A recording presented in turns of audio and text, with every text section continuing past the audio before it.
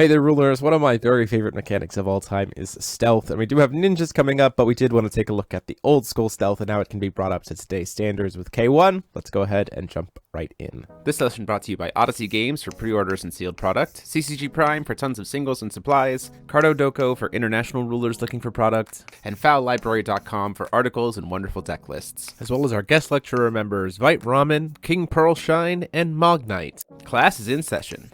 So K1, it's the Year of the Blue Moon, one of the few double-sided rulers that we never want to try to flip. She has two sides. We don't care about the back side at all. The main part about her that we care about is that thing that says you may pay 1 to put cards in your chance standby area rather than 2.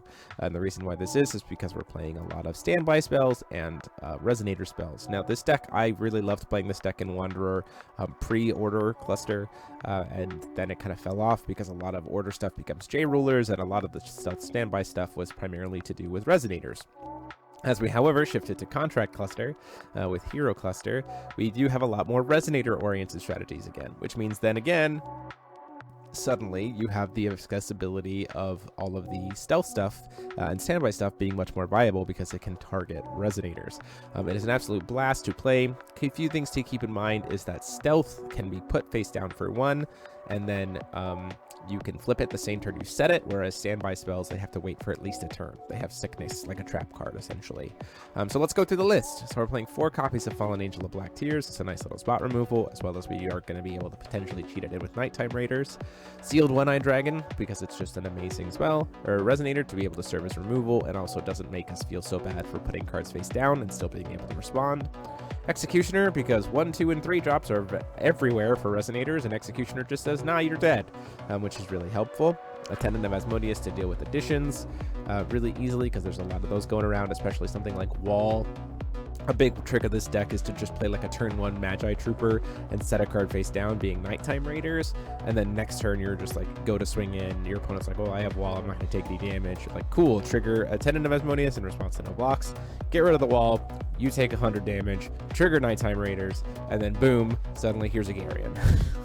Because Nighttime Raiders can trigger in and put cheat in Garion, as well as Fallen Angel of Black Tears. So you can just like trick your opponent out in a really sneaky way, which is really cool. Playing 3 copies of Lorite, because we need some kind of way to stop and being able to interact, being in a green deck. We're playing a couple copies of Dinner Time, because we can use that will to set 3 cards face down, which is really gross. Prototype Magi Trooper, for kind of what we said before, it puts a body on field to be able to protect us and set up stuff like Underground Dragger, while also keeping our hand full. A couple copies of Magic Stone Research Institute, because our bodies aren't huge, like we don't have a ton of different guys, but it is very helpful to be able to make them bigger. You see the stat lines of like Executioners at 3/3, Underground Draggers only at 7/7. We gotta find lethal somewhere, and we don't have a J ruler to do it. A couple copies of Melder and Ryza. You can bump this up to 3 of each, I think, based on if you want to play Magic Stone Research Institute or not. I think it's very fine either way. But these are kind of your big heavy hitters at the end of the game. And the nice thing is a card like Sacred Burial helps you accelerate to that Ryza, needing to have 4 Magic Stones. It gets you there faster, keeping in mind that you can play Sacred Burial, you could play Sacred Burial very easily, and it generates a free stone to be able to then immediately set a card face down, which is very nice. And then lastly, 4 copies of Sign of the Future. We put a lot of Resonators face down. We don't flip them up very frequently, so our board is typically very clear, which means if your opponent overcommits, you have one of the best removal spells for them in the game, which is Sign to the Future. Just to remove them from the game. Say, I don't really care if they have Eternal or not, I'm just going to get rid of them, which is very, very nice.